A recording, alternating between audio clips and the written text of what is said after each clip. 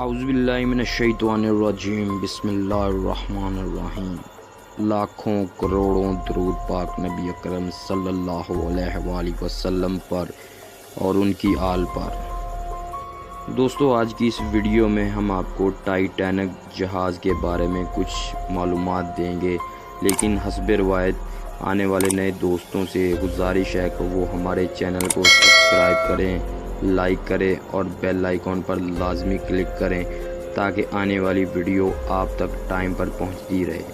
تو چلتے ہیں آج کی ویڈیو کی طرف۔ دوستو، ٹائٹینک جہاز کی سٹوری ہسٹری کی بہت مشہور سٹوری ہے اور اس پر بہت ساری فلمیں بھی بن چکی ہیں۔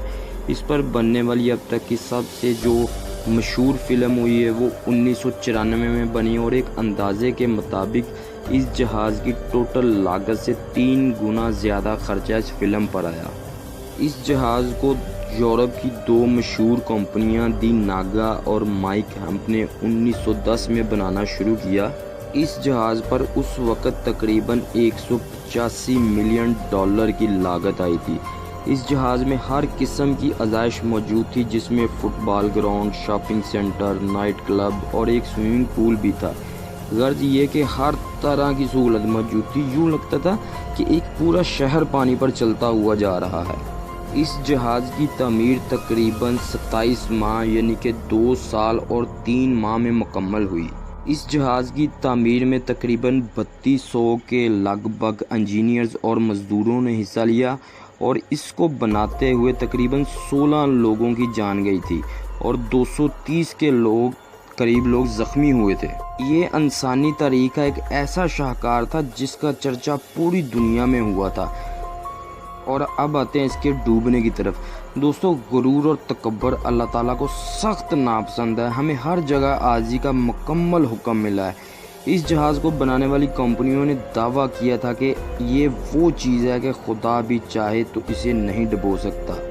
یوں اللہ تعالیٰ کو یہ بات سخت ناپسند گزری اور یہ جہاز اپنے پہلے ہی سفر میں ڈوب گیا اور اپنا غرور بھی ساتھ ہی لے کر سمندر کے اندر غرق ہو گیا۔ ایک اندازے کے مطابق اس میں 2000 کے لگ بھگ لوگ مارے گئے تھے، مگر ابھی تک تعداد کا ٹھیک سے اندازہ نہیں ہو سکا یہ کتنے تھے، یہ تعین نہیں ہو سکا کہ کتنے لوگ اس میں ایگزیکٹ اس وقت مارے گئے تھے۔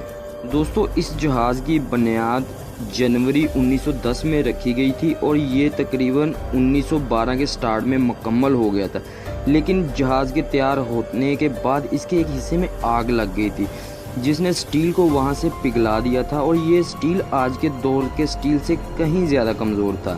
یہ آگ 3 دن تک لگی رہی تھی، لیکن بعد میں اس آگ کو بجھا کر مرمت کر دیا گیا اور اس کو گزارے کے لائق مرمت کیا گیا تھا، کیونکہ اس جہاز کی تمام ٹکٹیں بک چکی تھی اور اگر اس کا مزید ٹائم لیتے کہ اس کو مرمت کرنا تو کمپنی کو بہت نقصان ہونا تھا، لوگوں کے ٹکٹ کے پیسے واپس کرنے پڑنے تھے۔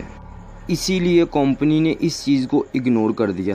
دوستو، ہر بڑے بحری جہاز پر لائف بوٹس رکھی جاتی ہیں جو کہ مسافروں کی تعداد کے لگ بھگ ہوتی ہیں۔ اس جہاز پر کم سے کم 70 بوٹس ہونی چاہیے تھے، لیکن ایک اندازے کے مطابق کمپنی نے صرف 22 بوٹس رکھی تھیں۔ یہ جہاز اپنے سفر کے اگلے ہی روز الاسکا کے سمندر میں ایک آئس برگ سے ٹکرا گیا اور قدرت کا کرنا کچھ ایسا ہوا کہ جہاز کا جو حصہ آگ لگنے کی وجہ سے کمزور ہوا تھا، آئس برگ اسی حصے سے ٹکرایا اور اس میں پانی بھرنا شروع ہو گیا۔ اس جہاز میں واٹر پمپ بھی لگے ہوئے تھے جو کہ پانی کو پمپ کر کے جہاز سے باہر نکال سکتے تھے اور جہاز اپنی منزل کی جانب رواں دواں رہتا، لیکن ایسا کچھ بھی نہ ہو سکا کیونکہ قدرت کو ان کی بات سخت ناپسند آئی تھی، جس پر انہوں نے کہا تھا کہ اس جہاز کو تو خدا بھی نہیں ڈبو سکتا۔ اسی لیے تمام حفاظتی تدابیر ہونے کے باوجود یہ جہاز صرف 2.5 گھنٹے میں سمندر کے اندر اپنا غرور اور اپنا پورا وجود لے کر غرق ہو گیا۔ اسی لیے دوستوں کہتے ہیں کہ عاجزی میں رہیں اور اللہ تعالیٰ سے ہر ٹائم معافی مانگتے رہیں اور اپنے گناہوں کی مغفرت طلب کرتے رہیں۔